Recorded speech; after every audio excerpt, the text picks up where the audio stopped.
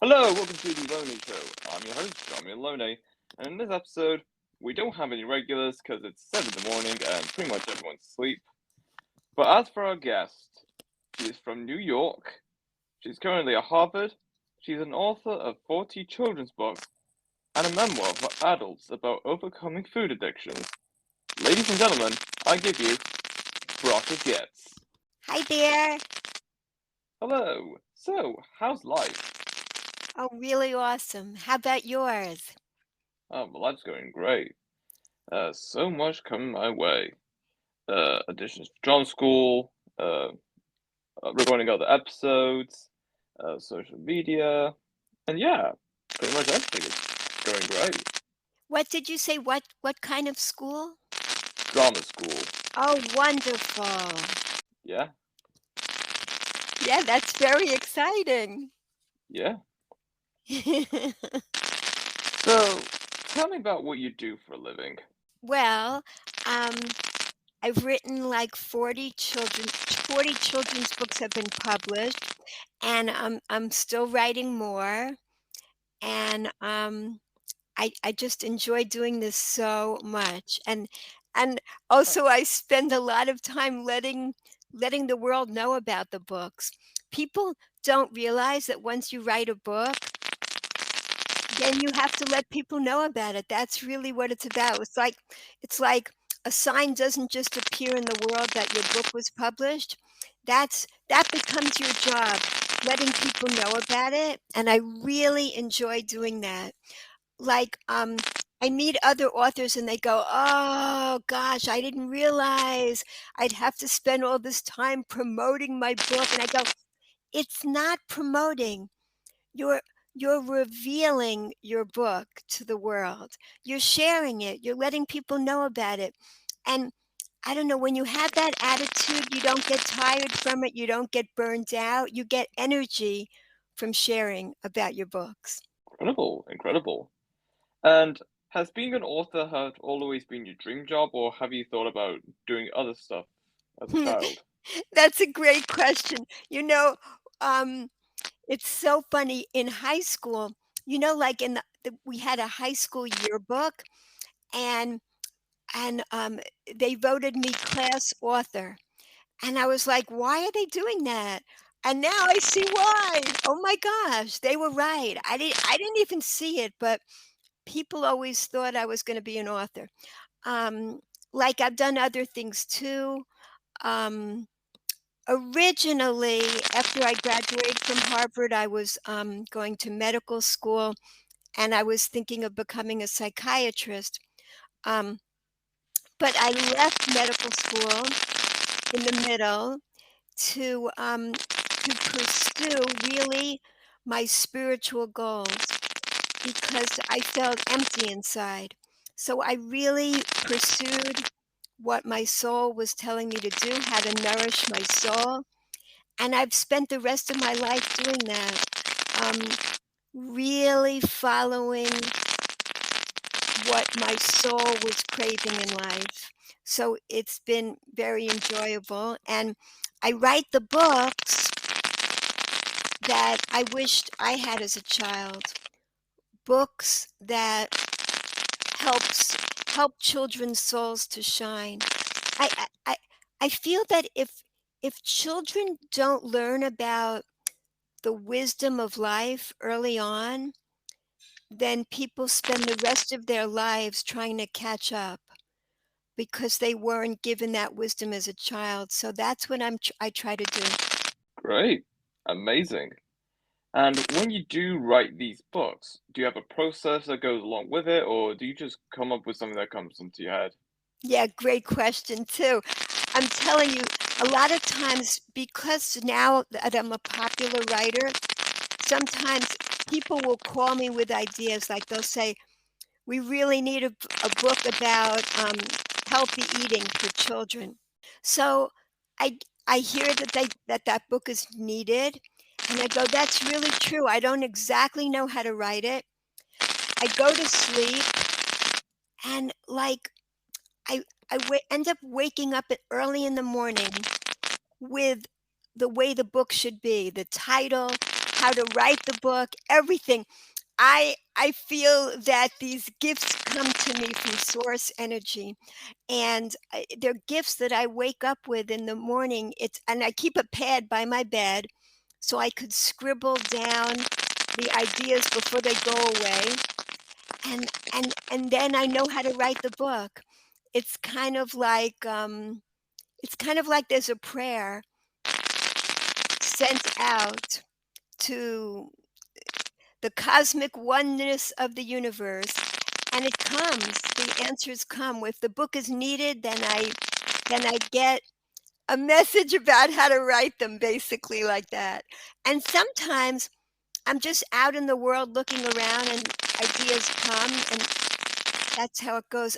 But when I give presentations in schools, I tell the children that it's kind of like rain that pours down. Rain pours down into my brain, and that's how ideas come. Yeah. Great, amazing. So, other besides writing, what else do you do in your free time? I do exercise classes, which I love. I love going on walks, um, taking care of children. Let's see, what else? Connecting with people. I spend a lot of time connecting, of course, like online and just with the people I'm meeting. So right now, I'm in Israel and I'm really enjoying being here. I've been here for a few months, and I'm discovering, going around, seeing places, loving it. It's not like any other place on earth. Yeah. Cool, cool. Now, what was life for you growing up? Um, I had a really wonderful childhood filled with a lot of love. Um, but my parents weren't into spirituality. And because of that, I always felt like something was missing. And I didn't know what it was because I didn't even know I was a spiritual being. But it was something in me that was hungry, I would say. And like when I was in my teen years, I had like food addictions problems. I never could get enough. And then I was dieting so I wouldn't get too overweight because I was overeating. It was like fluctuating between these things. So later on, actually, the memoir that I wrote, The Only Book for Adults, it's a pretty candid memoir. It's about overcoming food addictions and recognizing that it wasn't my body that was hungry, it was my soul. So once I found the nourishment that filled my hungry soul, there was no longer a need for the food addictions. So even though I had a really loving childhood, I feel that we also need spiritual nourishment in order to thrive in life. Yeah, I absolutely agree. So, is there any books you're writing on recently? Well, yeah, my newest book is the Let's Stay Healthy book, and it's a lot of fun because I'm trying to explain to children early on that the candy looks so harmless, stuff like that, and it's very colorful, but it's really filled with like chemical additives, and the colors, the food coloring is really poisonous stuff. And things like soda, like we would never water a plant with soda. It would die so quickly. But instead, we slowly are killing ourselves and children with the junk food. It's really true. Instead of it, and we call it junk food, but it shouldn't even be called food because it doesn't help to maintain life and help us to grow in a good way. It actually depletes us of our nutrients. And and junk food, I recently learned, it became really, really prevalent in the 1980s when smoking went downhill because of so much public education about how bad smoking is. um, the um, the giants of the smoking industry moved into the junk food industry, taking all their knowledge and expertise with them, and junk food exploded. And so, really, uh, the difference between our natural foods, our whole foods, is that the whole foods are designed to be delicious and nutritious. And the junk food is designed to be delicious and addictive.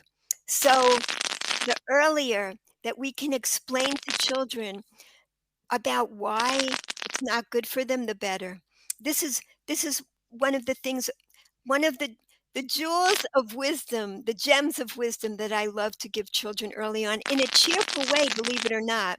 It's a really colorful, cheerful book, Let's Stay Healthy, and it explains how junk food really isn't good for us, and also, like, stuff like how good exercise is, 'cause our bodies are meant to move.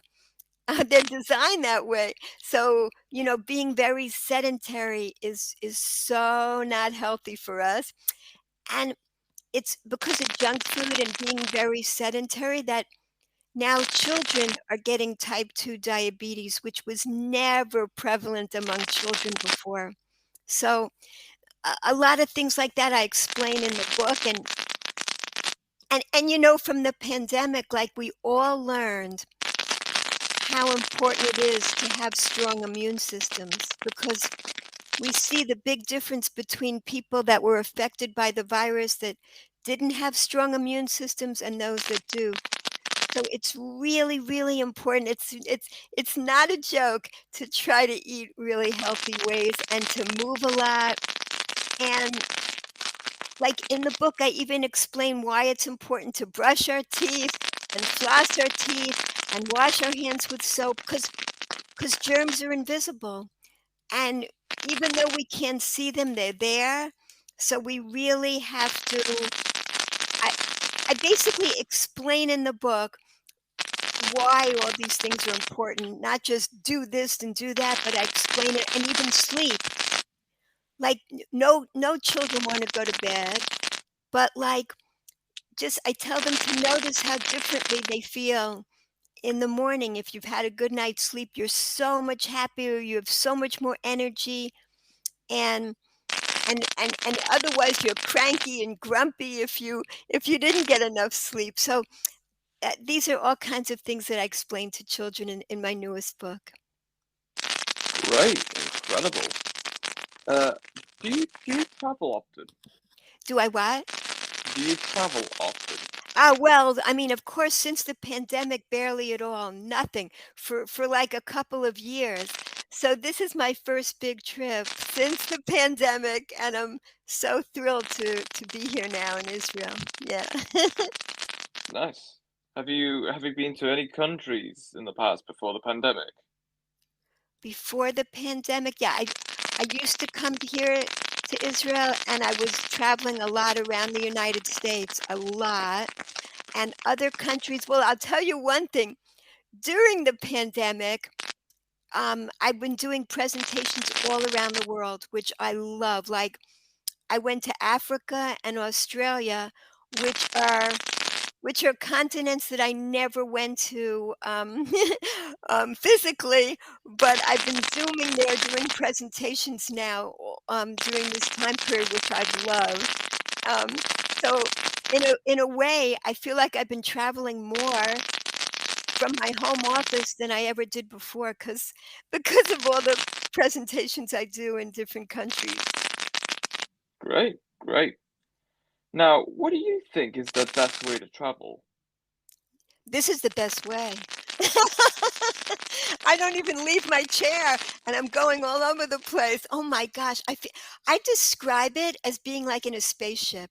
I feel when I feel like I go into cyberspace.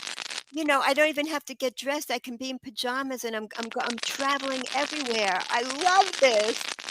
I think that this is one of the greatest things, that we could connect with all kinds of people all over the world, maybe in the future on other planets too, you know? It's great. Yeah. Do you like spicy food? Nope. My Okay. my favorite thing is, sweet fruits. I you know, I call it God's candy because that's really what it is, and it's when you get used to it, then you could really get rid of the added sugar stuff. When you enjoy the grapes and the watermelons and the peaches, and nuts. I love bananas. I my favorite things are like banana smoothies with nuts and oats and all kinds of fun things thrown in. So these are all just like natural treats that we've been given. Nice, nice. Well, what is the funniest picture you have on your phone? Oh my gosh. What's the funniest picture? Hmm. Um, okay, here they're gonna be we're gonna be in Israel, we're gonna be celebrating a holiday called Purim soon. And there's a picture of my grandson, and he's wearing a hat from a Santa Claus hat, which is really funny because that's not a holiday that he celebrates. And in Israel, like the Jewish people here don't relate to that.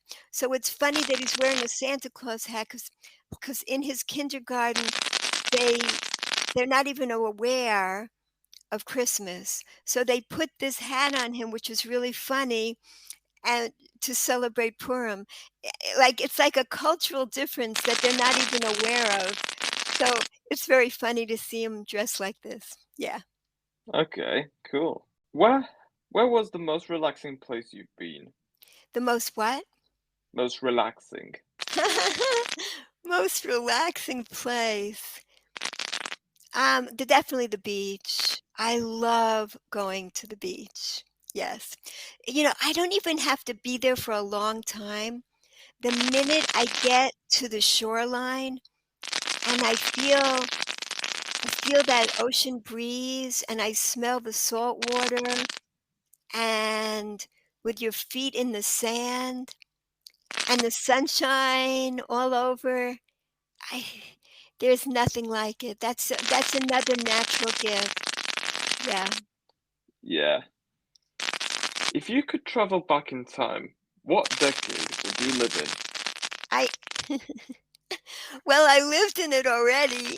I mean, because 'cause I'm an older person, so I had a wonderful time during the '60s and '70s, 1960s and '70s. It was very awesome to grow up at that time, and I think that's what gave me the sense of innovation and that I could do anything I wanted to in life, and, to feel that freedom. It was a time, a birth of a new kind of freedom happening, and it opened my mind up to be able to fulfill my potential in life. Great. Incredible. What has been the craziest, most outrageous thing you want to achieve? I I want to achieve that everybody recognizes that they're a spiritual being, just just close in a physical body, that what we are essentially are spiritual beings. And and to some people that seems crazy, but but but as they experience more and more proof that they're spiritual beings, it becomes less outlandish. One of my books is called The Invisible Book because I'm explaining to children early on that there's like gravity and there's time and there's wind and there's feelings and there's thoughts and they're all invisible. And electromagnetism, what how can a magnet pick up a paperclip? There are all these invisible forces in our life. So it's not hard to believe that we too, in essence, are invisible spiritual beings. The more we recognize that, the easier it will be to nourish our spiritual beings. Great. Amazing. What was the strangest dream you've had? What was the what? Say it again, The please. the strangest dream. Strangest dream. You ask very interesting questions. What was the strangest dream? Well, I'll tell you something. When I was at Harvard, I was in this class and they told us to keep a dream log for 7 days. And the 7th day was coming and I woke up and I still couldn't remember any of my dreams. So that night I said, "Tonight you've got to remember your dreams. This is my last chance, the last day. I better remember." I woke up the next morning and I had such a long dream with this and that and that and that. So I recorded the whole thing because I focused on recording it. It was amazing, and I actually was able to remember it. And right now, I can't tell you what was I remember part of that dream even though it was so long ago. The dream was about one part of it was my mother going to the door, and she was smiling even though before she went to the door, she was crying, but when she greeted the people at the door, she was smiling. I don't know why that part of the dream I stays with me or what it means, but I don't know. Dreams are fascinating. They take up a large part of the Bible even, which is very interesting. I mean, we spend a third of our lives dreaming. Even though we don't even remember it, so much is going on. Again, that's another example. So much is going on that we're not even cognitive of, and it's having a big effect on our lives. Great. What is the most useful? I'm sorry. What's the most useful thing you own? Okay, I guess it's my body. I mean, I don't really own my body, but it's given to me on loan, and it's here so that I could do good deeds in this world. That's what I feel. It's here for this period of time. I've got it. So that's why I really encourage people to take good care of their bodies because it's we one of the pieces of wisdom that I've learned is that like 99% of us, this is in our ancient wisdom, die before our time just due to the way we take care of ourselves. It's amazing. If we do more good self-care and live our lives in a healthy way, we'll be able to live not only hopefully longer, but also healthier so we could really enjoy all the years. Yeah. Great. Great. If your mind was an island, what would it look like? My mind, an island. What an interesting question. I feel that my mind is like a garden, so this island is this the most gigantic garden. I look at the whole world. I mean, there's plenty of water on this world, but the land we were given is a garden. It's and when we recognize that the world is a garden, then we recognize the abundance of pleasure that's here to enjoy.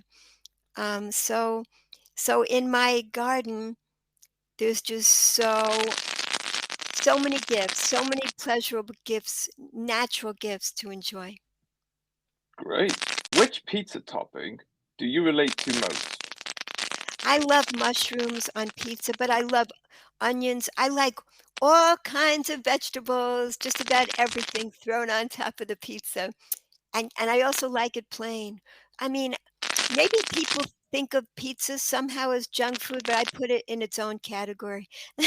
I think there's a lot of healthy things about pizza if it's not too greasy, and especially if you throw on all the vegetables, very yummy. Okay, nice. Great.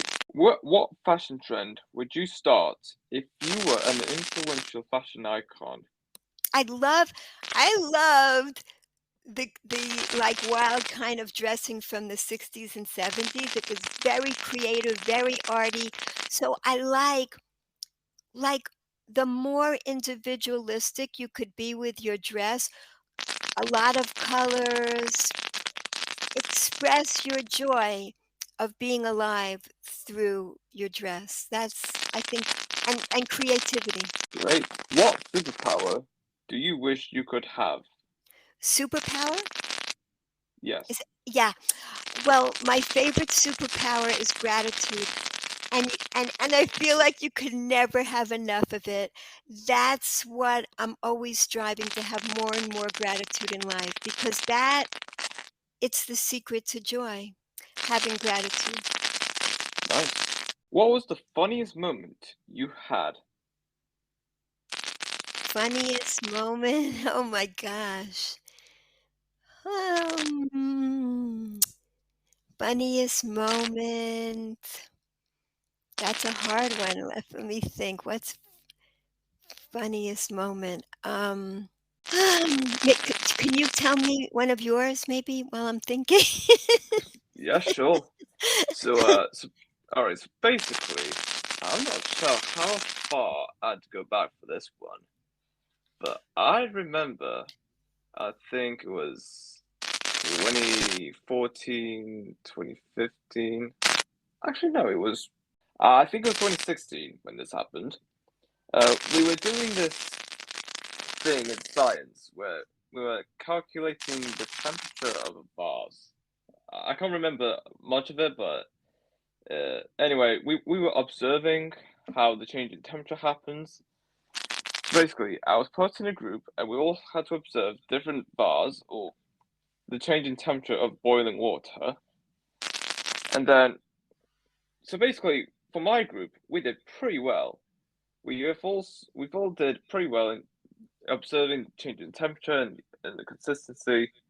However, the next week, when we all came back and observed all the results, one of the groups had put in a far out anomaly calculation. So that means one of the time frames for the temperatures was way out of the flow. That it was not aligned with how the temperature dropped in the boiling water. Right. What I found it so funny is that this was no accident. This was fully intentional. And then when the teacher found out, she was fuming. She was so mad. She gave him the whip. She had took him outside, humiliated him, and all the other kids were laughing at him. Oh Oh, my, yeah. oh, oh. However, He did it to be funny? yeah, I'm not sure why he did that. All I know was he did it intentionally, just have a laugh, whatever. But of Yeah. course, my science teacher wasn't happy about it, and just yeah, Scott tried to ruin his life any way she can, because yeah, she's a bit of a perfectionist. She doesn't tolerate any signs of anomaly or whatever. She doesn't like when things go out of line. So Yeah. Yeah. yeah, it's pretty understandable. Yeah. So have you thought about your funniest moment? I don't know. I'm gonna come up with just a stupid joke. Okay. What what did what did zero say to the what did zero say to the number eight? What I like your belt. That's is it. it? That was the Uh, whole joke. Okay, let's move right along here. okay. So what flavor of ice cream do you wish existed? Oh, something that doesn't exist already. Yes. Okay. So it's gonna be gratitude ice cream. It's gonna be filled with all kinds of healthy stuff. And when you the very first lick, you are going to be filled with gratitude and you're going to savor every single lick of the ice cream. You're not going to you're not going to have any of it like mindlessly. You're going to mindfully savor the entire ice cream, and when you are done with the ice cream, you are going to be uplifted physically and spiritually. Incredible. Nice. So, what restaurant do you eat at most? Oh, I almost never go to restaurants. Yeah, we eat at home almost all the time because we eat, just like natural stuff and basic. But I would just pick a pizza place. I like to try out different pizza places. And that's what I'm not the type that likes to hang out at a restaurant much at all, but like a place like yeah, trying pizza in different places is fun. Great, great. Now, would you see yourself still writing books 20 years from now? Yes, when I'm 86 years old, no reason not to be writing books still, right? Yep. Yeah.